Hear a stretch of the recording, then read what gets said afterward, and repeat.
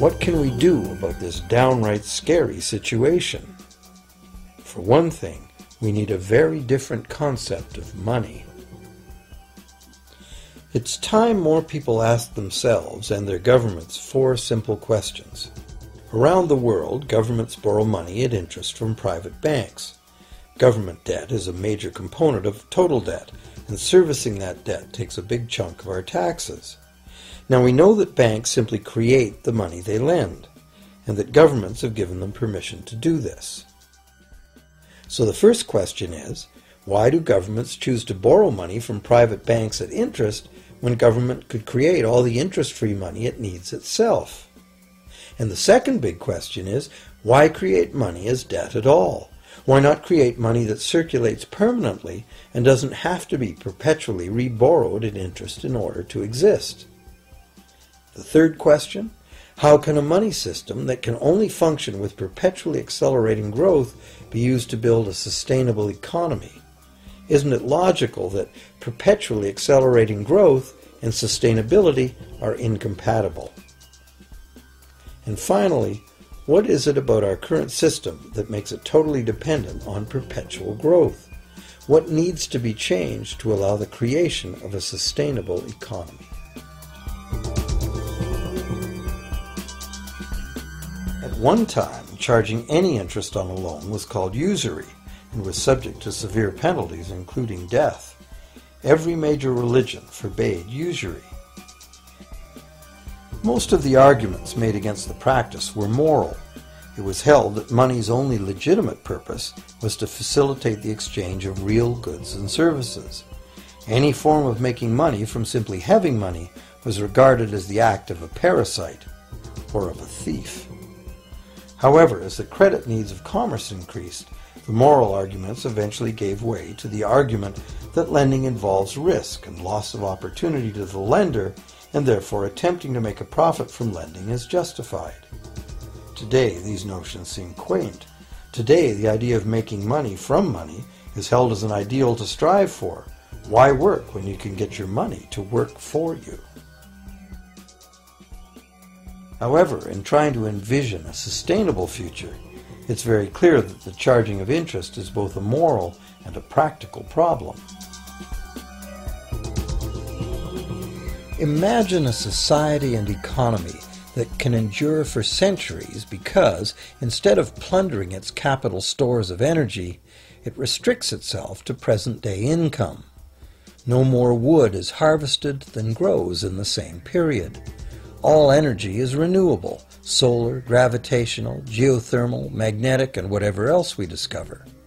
This society lives within the limits of its non-renewable resources by reusing and recycling everything, and the population just replaces itself. Such a society could never function using a money system utterly dependent on perpetually accelerating growth. A stable economy would need a money supply at least capable of remaining stable without collapsing. Let's say the total volume of this stable money supply is represented by this big circle. Let's also imagine that moneylenders must actually have existing money to lend. If some people within this money supply begin systematically lending money at interest, their share of the money supply will grow. If they continually re-loan at interest all the money that gets paid back, what's the inevitable result? Whether it's gold, fiat, or debt money doesn't matter. The moneylenders will end up with all the money. And after the foreclosures and bankruptcies are all filed, they'll get all the real property too. Only if the proceeds of lending at interest were evenly distributed among the population would this central problem be solved. Heavy taxation of bank profits might accomplish this goal, but then why would banks want to be in business?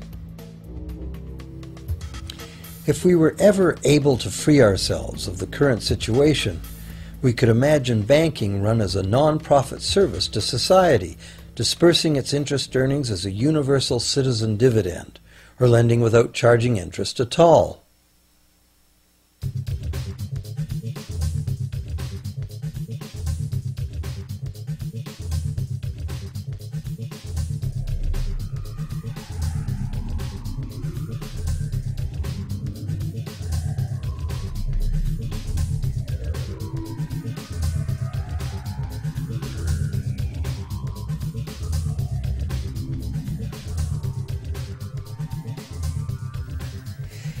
If it is the fundamental nature of the system that causes the problems, tinkering with the system cannot ever solve those problems.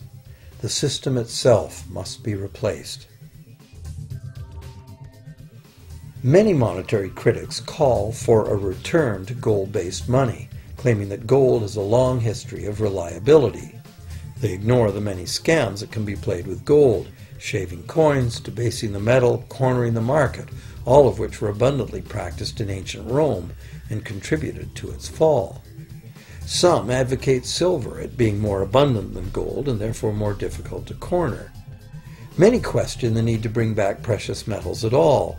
No one wants to go back to carrying heavy sacks of coins to go shopping. It's a certainty that paper, digital, plastic, or more likely biometric ID money would be the real medium of trade, with the same potential for creating unlimited debt money we have now. Beyond that, if gold again became the sole legal basis of money, those who have no gold would suddenly have no money. Other monetary reform advocates have concluded that greed and dishonesty are the main problems, and that there may be better ways to create an honest and equitable money system than returning to silver or gold. Inventive minds have proposed a variety of alternate ways to create money. Many private barter systems create money as debt, much as banks do, but it is done openly and without charging interest. An example is a barter system in which debt is expressed as pledges of hours of work, all work being valued equally at a dollar figure that then allows hours to be equated with the dollar price of goods. This kind of money system can be set up by anyone who can devise a way to do the accounting and find willing and trustworthy participants. Setting up a local barter money system, even if it were little used now, would be prudent emergency planning for any community. Monetary reform, like electoral reform, is a big topic, and one that requires a willingness to change and to think outside the box.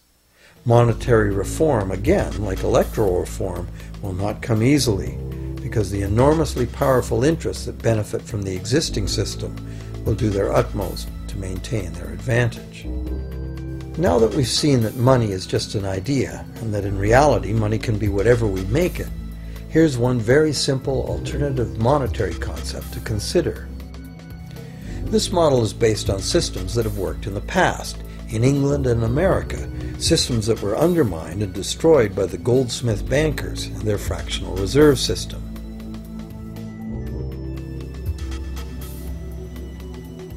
To create an economy based on permanent interest-free money, money could simply be created and spent into the economy by the government, preferably on long-lasting infrastructure that facilitates the economy, such as roads, railroads, bridges, harbors, and public markets. This money would not be created as debt, it would be created as value, that value being in the form of whatever it was spent on. If this new money facilitated a proportional increase in trade requiring its use, it would cause no inflation whatsoever. If government spending did cause inflation, there would be two courses of action available. Inflation is equivalent in effect to a flat tax on money. Whether the money goes down in value 20% or the government takes 20% of our money away from us, the effect on our buying power is the same. Viewed this way, inflation in place of taxation might be politically acceptable if well spent and kept within limits. Or government could choose to counter inflation by collecting tax monies that it then takes out of use, thus reducing the money supply and restoring its value. To control deflation, which is the phenomenon of falling wages and prices, the government would simply spend more money into existence.